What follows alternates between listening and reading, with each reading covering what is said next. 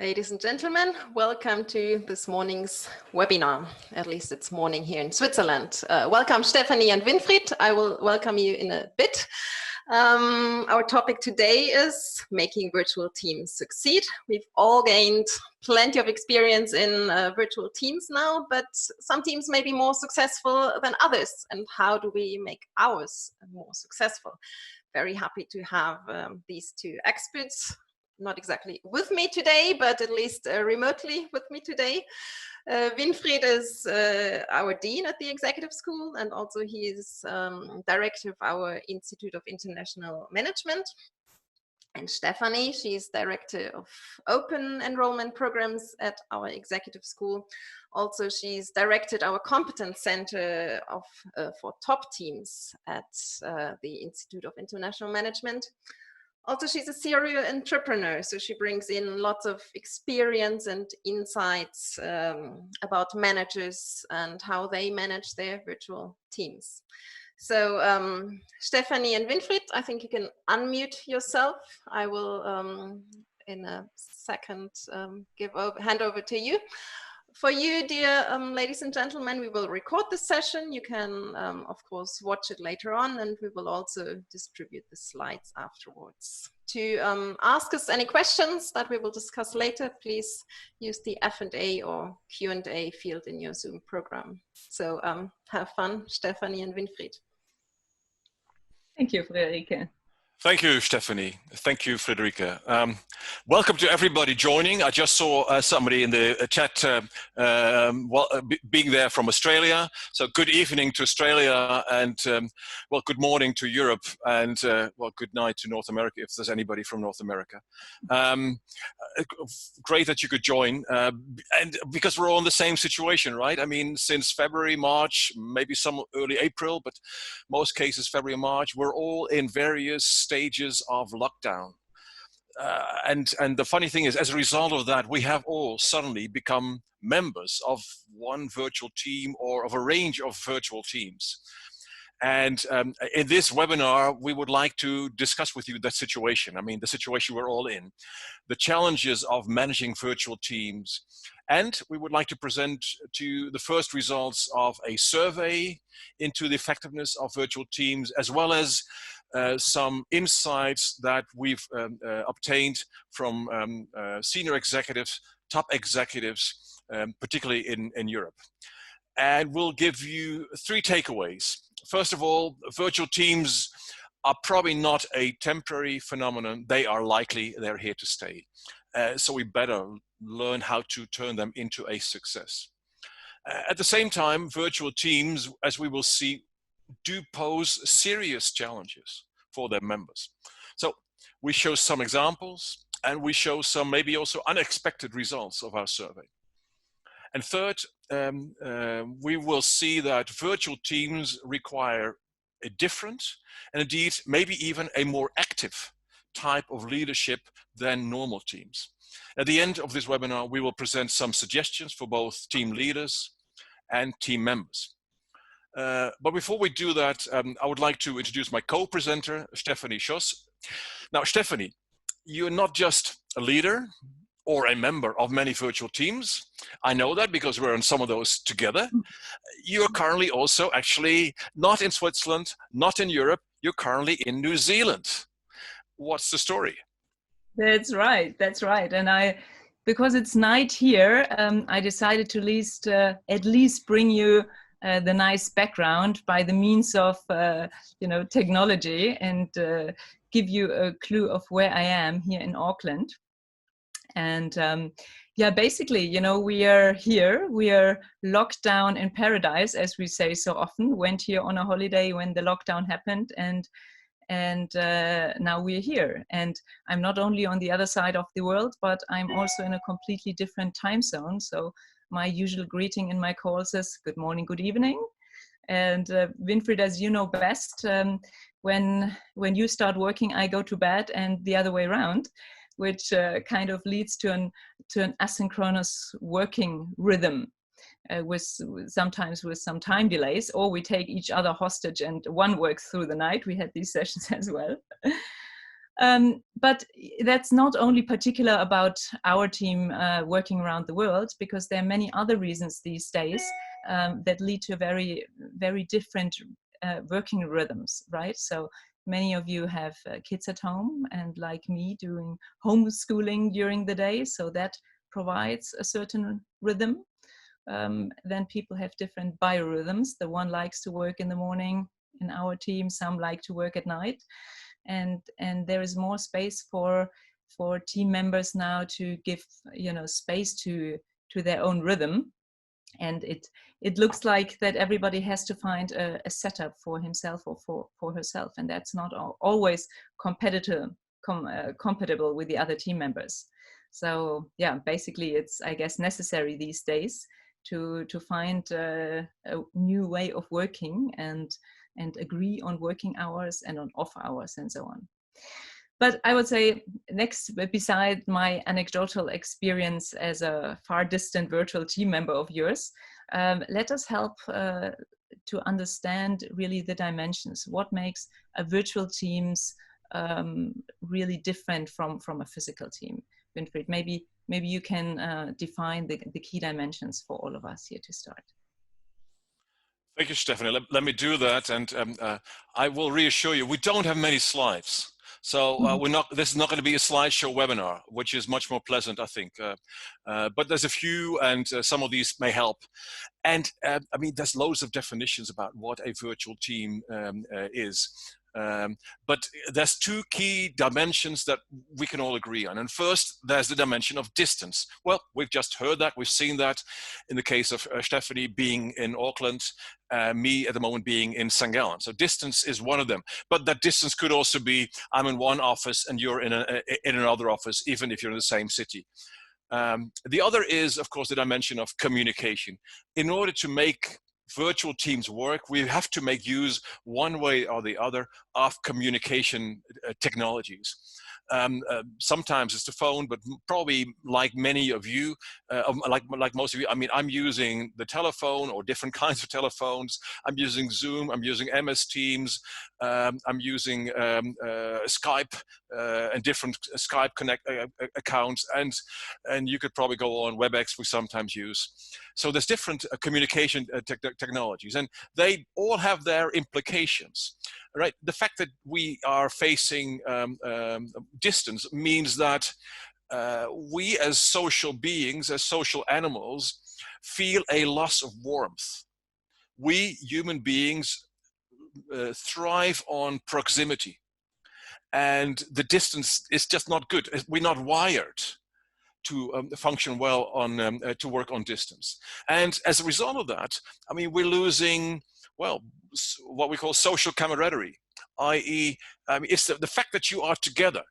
It's that moment you can talk at the coffee machine, at the water cooler, the moment you exchange, or you just pass each other in the corridor, and you exchange certain words. Those words may not appear to us at that point as being very meaningful.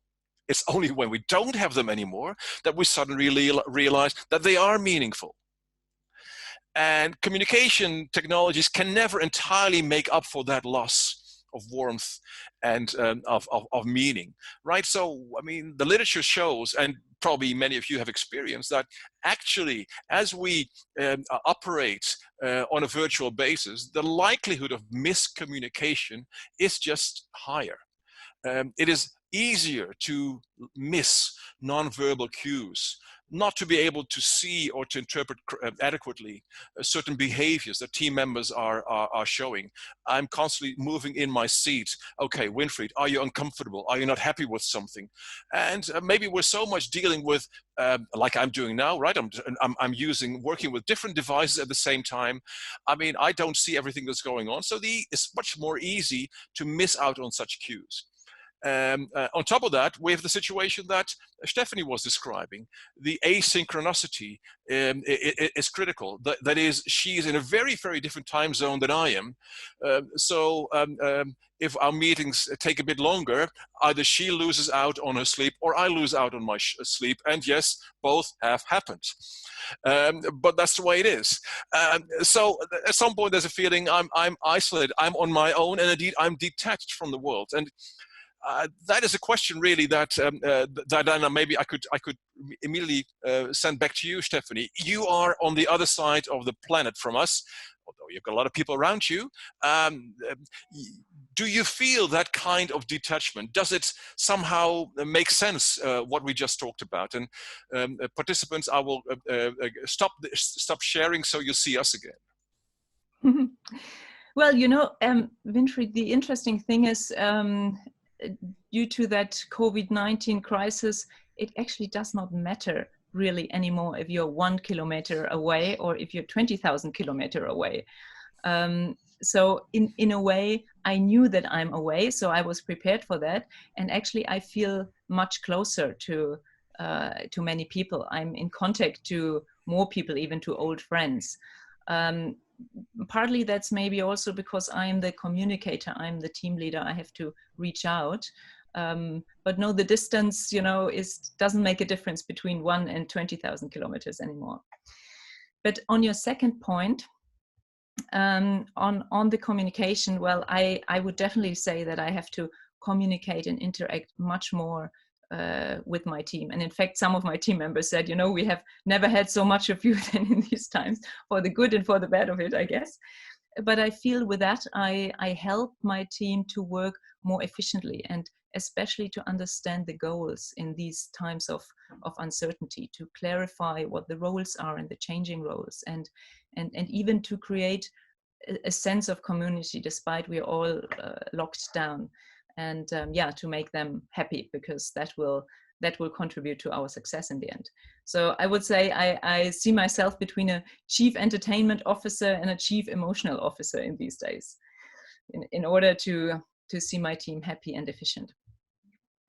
And now, of course, I guess we're very interested to see your view, and we'll make a little poll, see how happy you are in working with your virtual teams.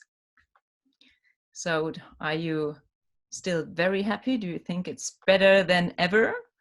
Do you say, well, so there are some advantages and some disadvantages? Or do you belong to these who say, I absolutely hate it, you know, I'm super unhappy and worst time in my life?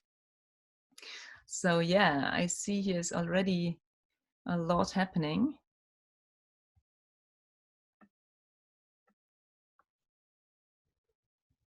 That's interesting. Okay, so I guess you can all see it. So 56% say, well, yes, I agree. I'm quite happy with my team. And even 15% say, hey, I strongly agree. I'm really, really happy with my team. And then there are 22% who say, yeah, well, so and so. And actually no one totally disagrees. And there are only very few who are unhappy with working in their team. Well, so as I say these days, well, I'm happy that you are happy. And in fact, what we did is we ran a little survey over the last weeks, and Winfried will explain you more. Some of you have participated, and we asked that question to about 150 teams. So maybe Winfried, you can share with us what the other 150 teams told us about happiness and other factors, and how we did go about the survey. Yeah, thank you, Stephanie. And it's remarkable because it looks like you are the group of people who took the survey, or otherwise we have two samples here who have a very high level of agreement. So we asked a series of questions, and this is based on our research that we do at the university.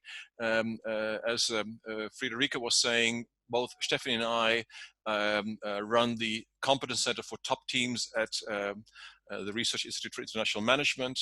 That's based on different kinds of research on top management teams that we've done, a lot of work on diversity. It builds on Stephanie's context with her networks called C-Talks. So we've tried to bring a lot of that information together. And we decided to, under the COVID-19 situation, to run a survey, and we asked a series of questions, and we found some really at least we think, interesting results. Of course, researchers always find it interesting what we find, right? The first set of results is the following. The percentages vary, but it's between 70 to 90% of respondents that largely agree on a lot of these things, such as, indeed, I feel happy. The percentage is very similar to the one we just saw in the poll.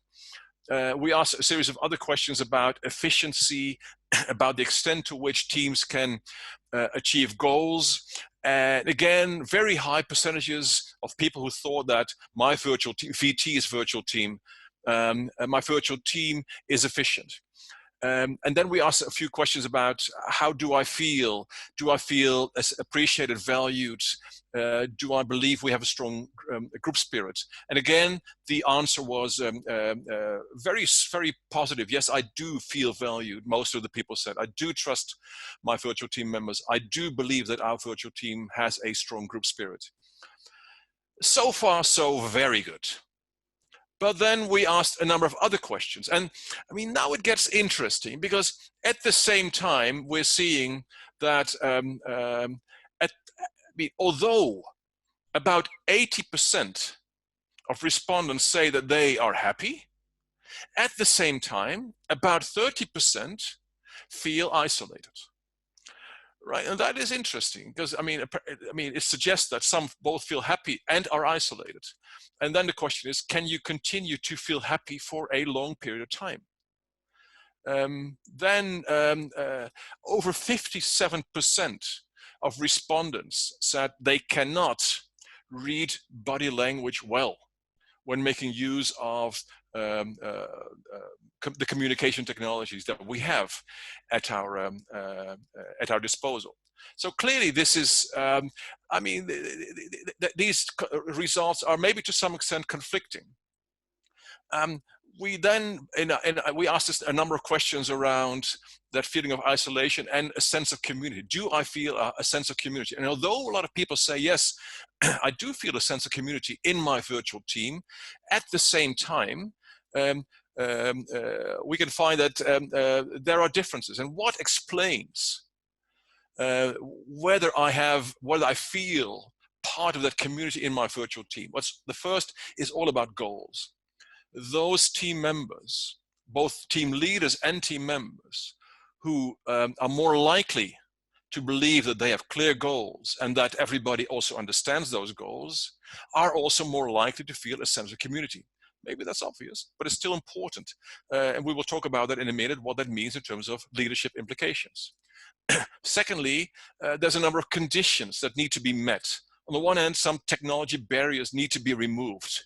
Those respondents that say they do not face major technology barriers are more likely to feel a sense of community. Those that have specialists, with people with specialized knowledge, are more likely to feel a sense of community, because these are people who have a defined role on the team. And then thirdly, there's a number of team aspects. It's a weak correlation, but team size matters.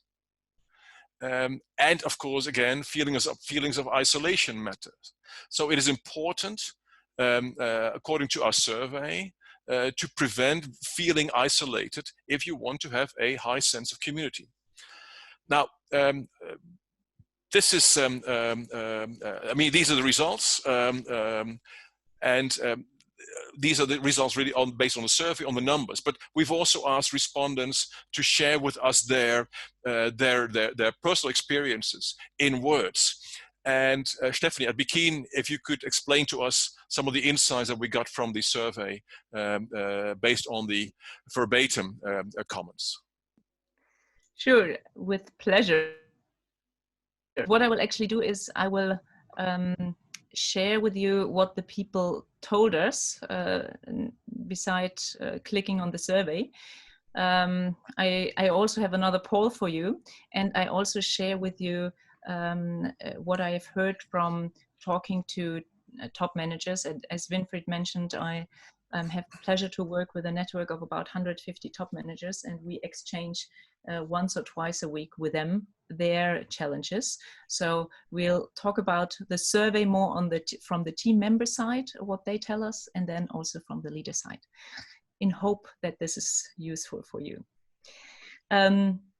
So from the survey, we got basically 3 clusters, what the people tell us what's going well and what not. And it's interesting again, because like your results, they balance each other out, partly because they're conflicting.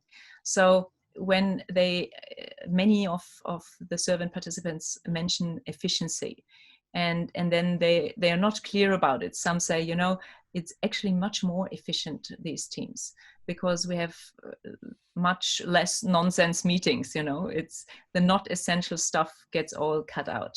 We have less interruption, we have less travel time. So that's on the positive side, what they mention. But then they say, and I also experienced that after the first phase of shock and irritation, okay, how do we now go about our new life?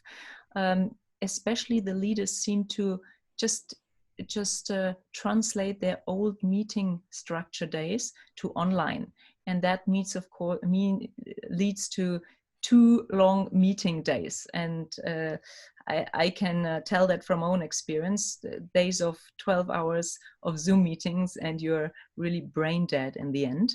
So we have not adapted yet. Do we really need an hour for that meeting, or can we actually do 20-minute or 15-minute meetings via Zoom? Then also on the negative side, a high cost of coordination. You know, you just need a quick alignment with a team member, and all of a sudden you have to schedule that. You have to say on Zoom, WhatsApp, wherever, can we quickly meet and discuss a topic. And then last but not least, on the efficiency, all relationship-based interactions are more difficult, harder, and less efficient in the virtual teams. You know, when you have to have a client relation, when you have to do negotiations, much more difficult in through the means of technology. You don't see the other, you don't feel them, you cannot read the body language. Also, if you have difficult talks with colleagues or employees. So this is a bit the dilemma of efficiency. Yes, more, but also less. The second is, as we already mentioned a couple of times, the communication and what it does to the motivation in the team. Well, some say, well, the communication got much more direct, much more task-oriented. You click on Zoom, you jump to the topic right away. That's kind of refreshing, and also efficient. And some even said, you know, there's a magic of distant communication, which brings people closer together in their mind due to the greater distance. So some say that there is, you know, a bonding moment in being physically distant and being in there together in that situation. But then on the team motivation side and on the engagement, it's difficult because it's very, very unequal sometimes, you know, that some team members are totally overloaded and others are already mentally checked out, and it's so easy today to find an excuse, say, hey, no, I have another Zoom meeting at the same time. So the phenomenon that we call social loafing in academia, you just ride the wave and you don't contribute, that is what participants feel is happening more. And then again, as we say, you don't notice so quickly if someone is checked out because you cannot read them so well. Well, and the last is on the private side, the work-life balance, which has new tones and shades and colors on the positive side, but also on the negative side. So no commute leaves you more time for sleep, for hobby, for family. And recently I learned a new word from one of the top managers. They said there is something like Karentimacy.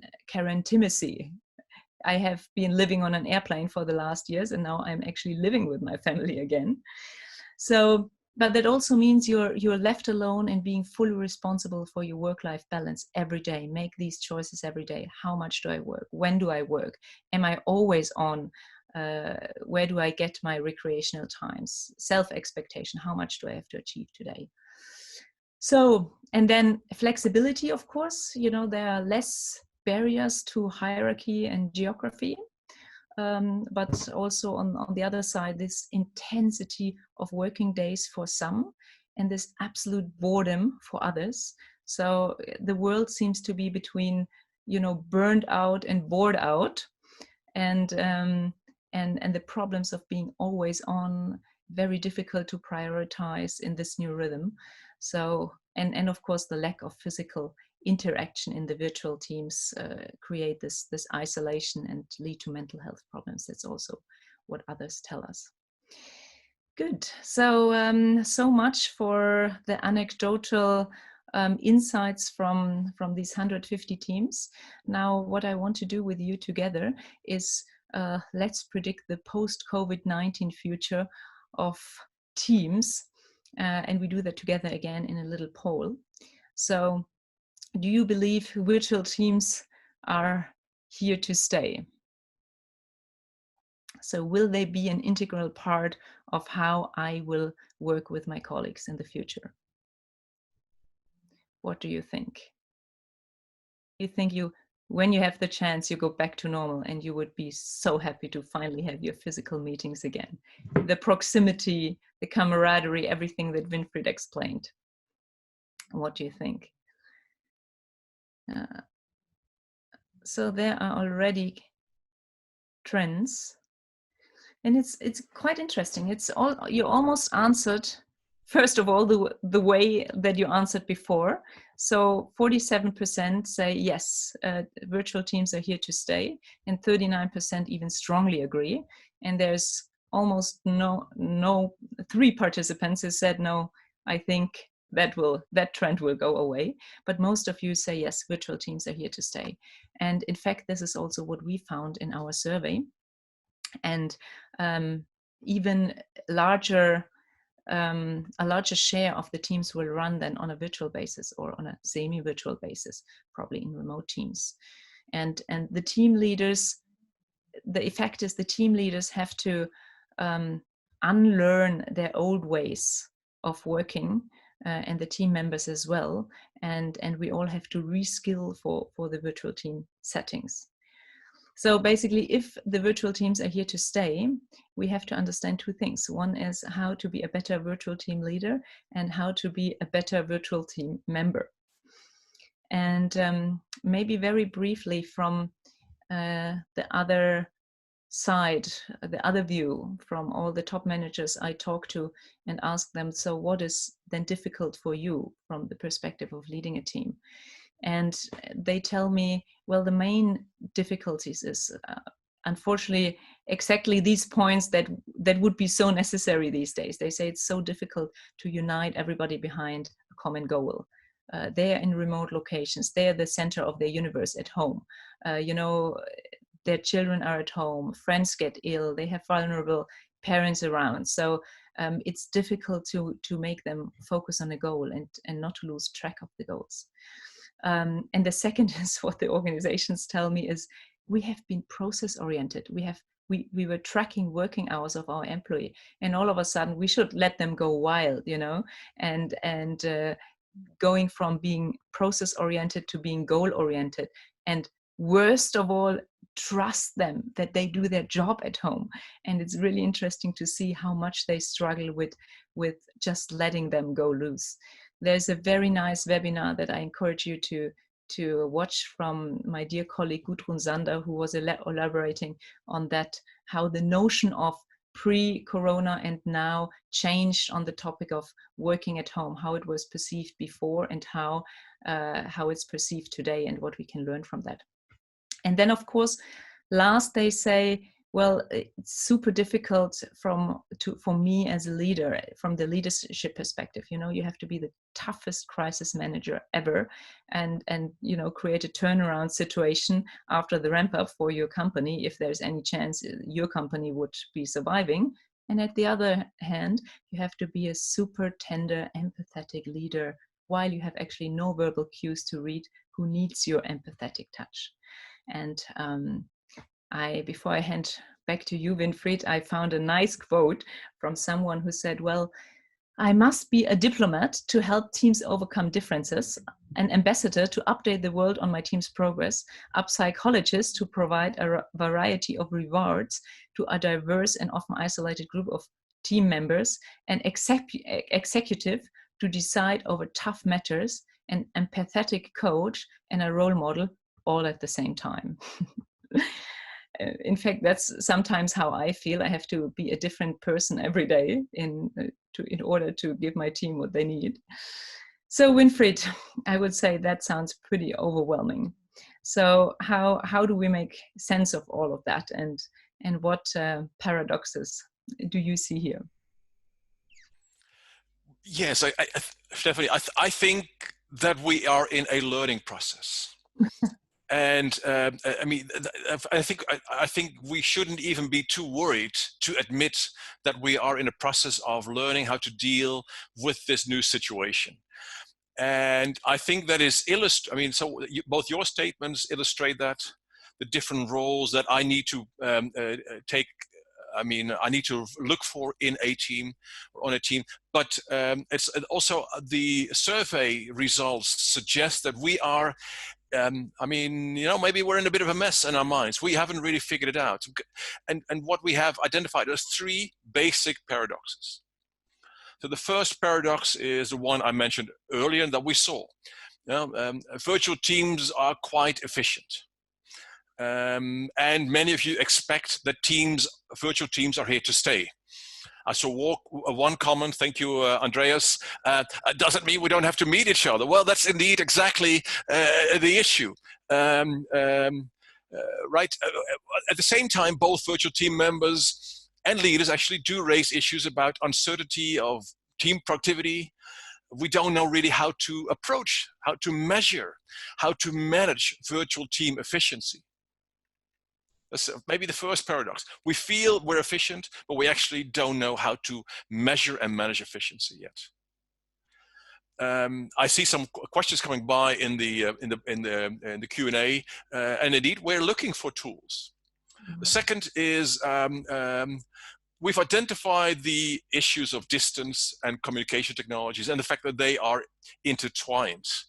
And we can find that a lot of virtual team members have gotten used to working with colleagues at different locations, even like you and me, Stephanie, in different time zones. The communication technologies are there, even if they're not necessarily perfect, or often they're not perfect. But in the end, Andreas Lermer said it, nothing beats physical proximity. If we sit in the same room, if we run into each other every once in a while, we are so much better in observing nonverbal cues, to feel that proximity, to read body language, to understand and maybe influence group processes, to understand what that means for me, how other team members are making an effort in order to be successful. I might just think they're sitting there and not showing any reaction, whereas they're just working very hard, thinking, what does all this mean for me? And I might mistake that for inaction or lack of involvement. So we're still learning how to get better at this by using communication technologies, by using all kinds of tools. At this point, there was another question in the Q&A. I've not yet seen those tools. And the third one is maybe the biggest paradox is the one that you identified, Stephanie. The topic of quality of life and work-life balance.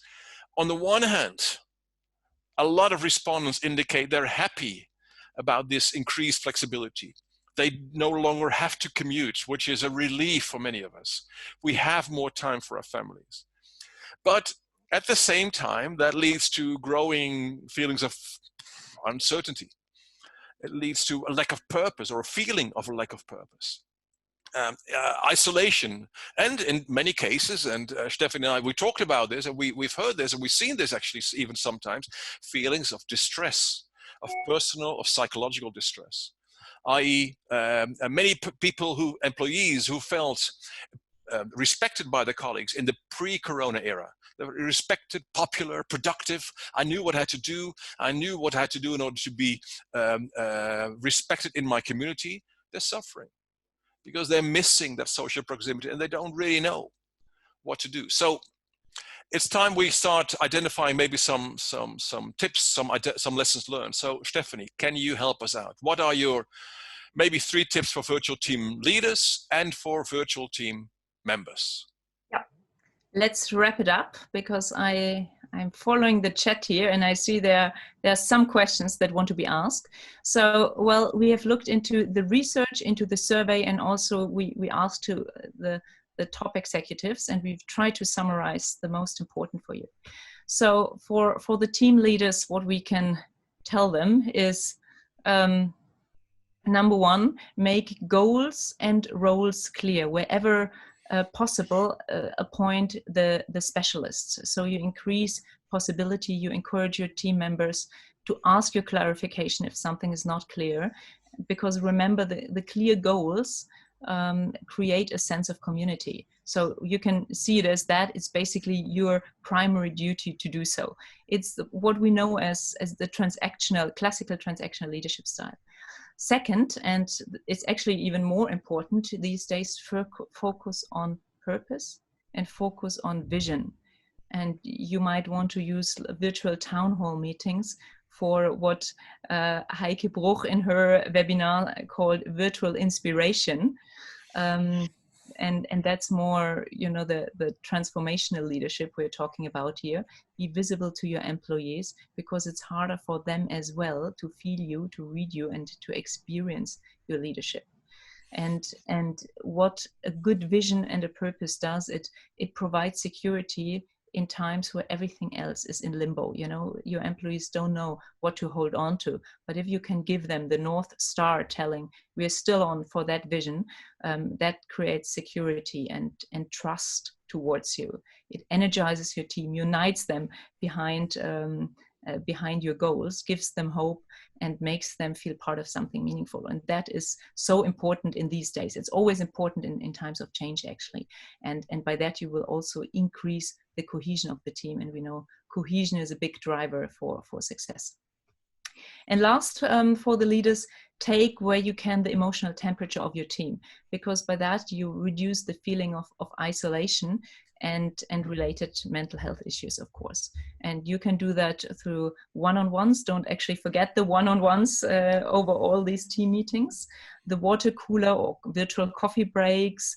Ask them for a personal note before you start the meeting, and encourage people to take self-responsibility, to speak up actually when they do have a problem. You don't have to do it all alone, feeling the emotional temperature. You can actually also promote bridge builders, even empathetic bridge builders in your team, to help you on that. So last slide, on the other side, what can virtual team members do to be the best team members? Well, first of all, structure your day. It sounds simple and it's so difficult. I know that for myself. Manage yourself and structure your day. But take the chance that you can now have the chance to design a desired work-life balance for yourself, and agree with your team on the working hours and also on the off hours, and fit in something small that you love every day. There's a great webinar from Oliver Gassmann who talks about your efficient home office, and also from Florian Schulz that you might want to look into. And the second is take team responsibility. Monitor the team goals and the progresses through, nice apps, and make it fun, but take shared responsibility that you know your goals and that you reach your goals, and that you take rotating leadership on whoever is specialized in a task. That's empowering for the people to do so. And the third, also important, take self-responsibility. So don't wait for your leader to always pick up on your sad eyes or on your low mood, but go out and tell them. And also, if goals and roles are not clear, ask clarifying questions. So I would say straightforward on that, easier said than done. But I would say let's remove the slides and hand over back to you, Friederike, for some questions that might be there in the audience.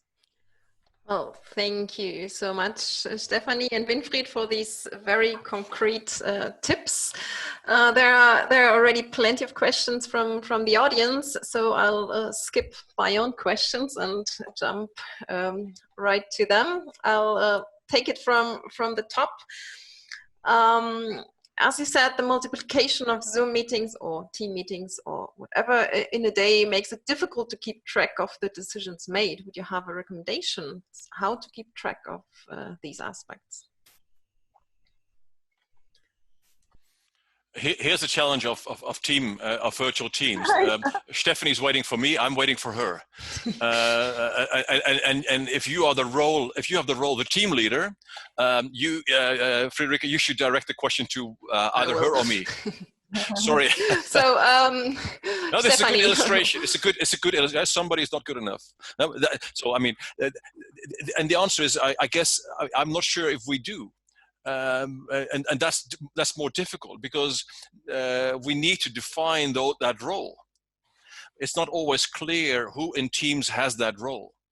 And I think just like we are used to in a office setting, we need to get used to that also in a virtual team setting.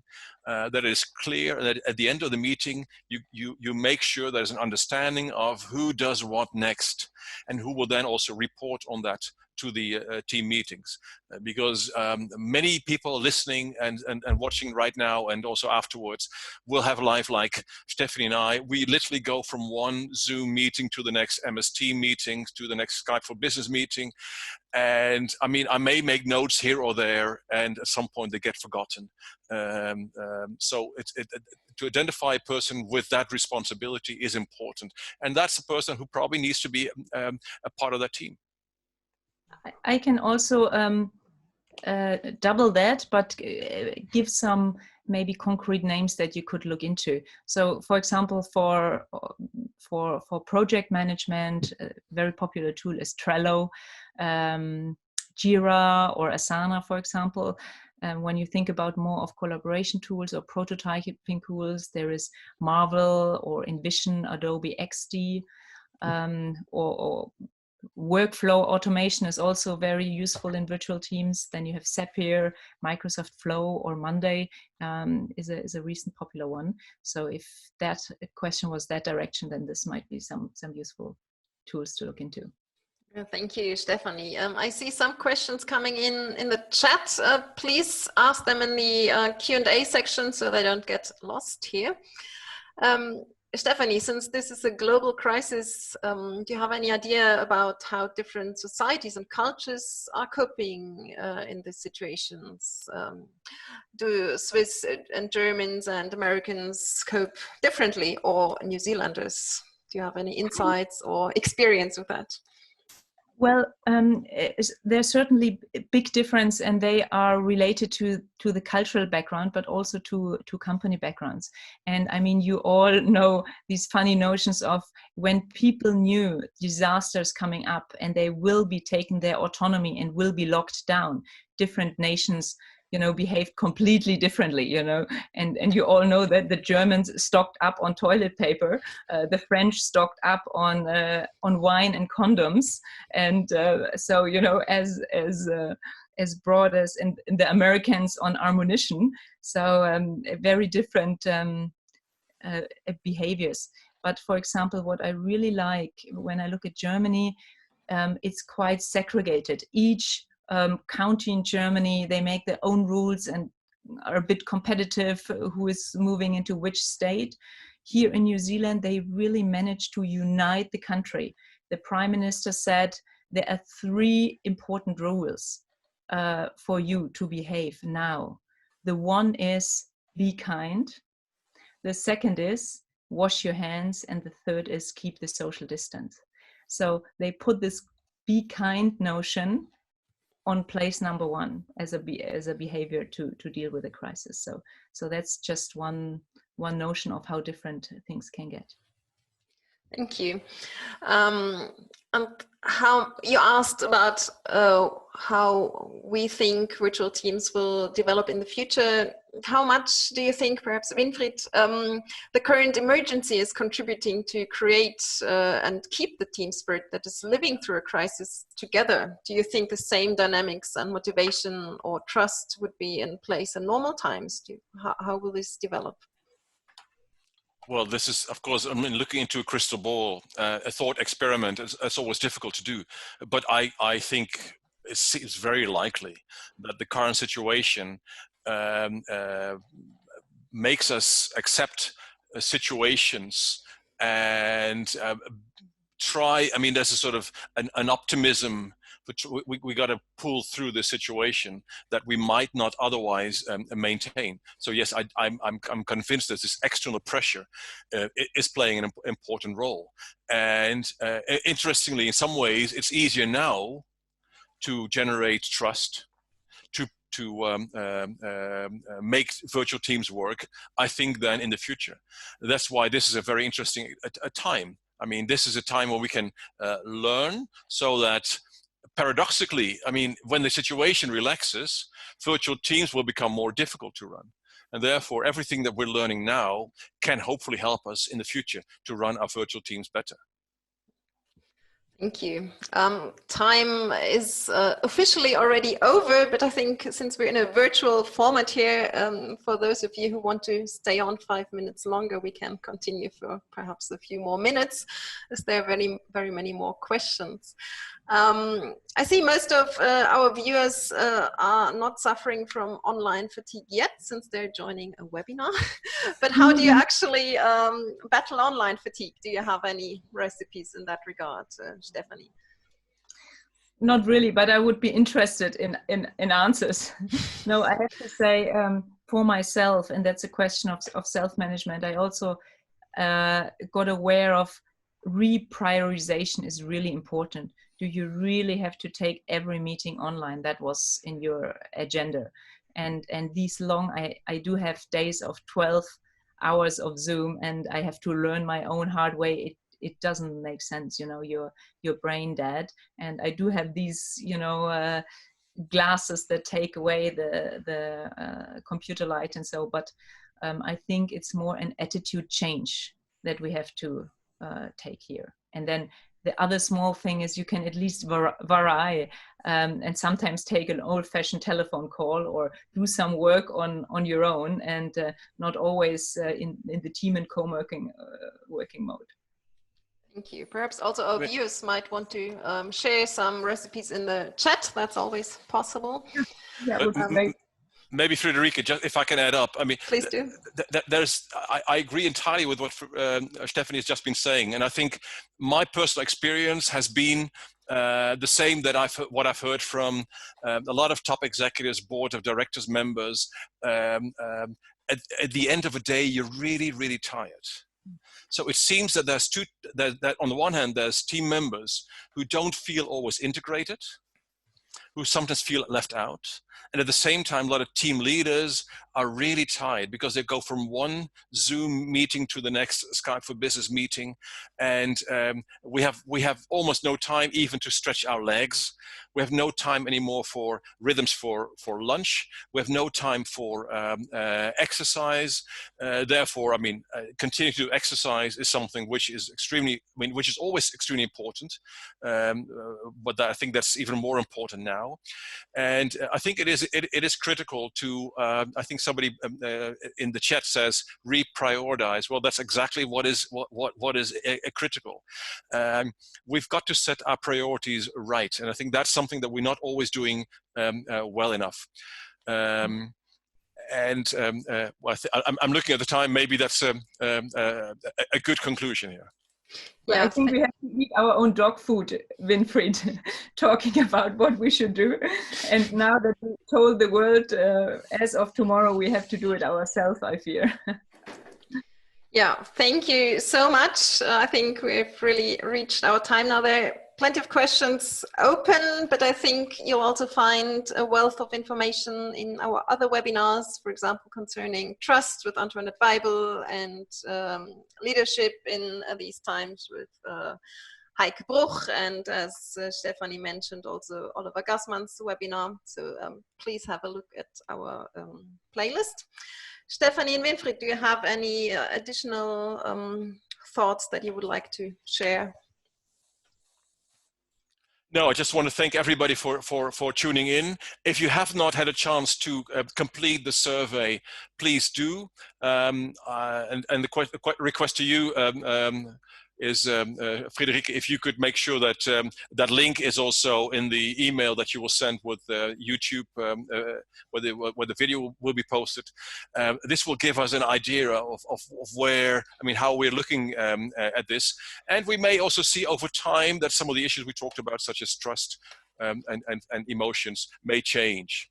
So please complete the survey, and thank you for tuning in.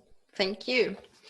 Thank you also from my side, and also thank you, Friederike and Giulio, for going all the extra mile of offering these webinars to the world for free. I think it's a great service these days. Thank you. Well, thanks for taking the time, and yes, tune in again. We have still many webinars aligned for you, and I wish you a nice weekend, hopefully home office free weekend.